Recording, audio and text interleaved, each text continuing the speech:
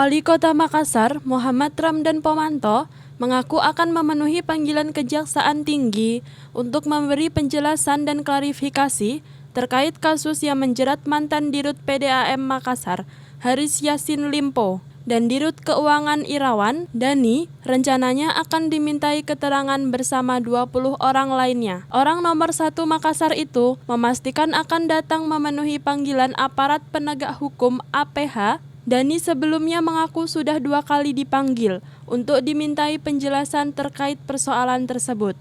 Diakui tidak ada masalah terkait pemanggilan tersebut, sesuai rekomendasi Badan Pemeriksa Keuangan BPK, terkait pengembalian dana sisa honor, yang mana itu Wakil Wali Kota Makassar, yakni Syamsur Rizal, sebagai Ketua Tim Tindak Lanjut sudah melaksanakannya.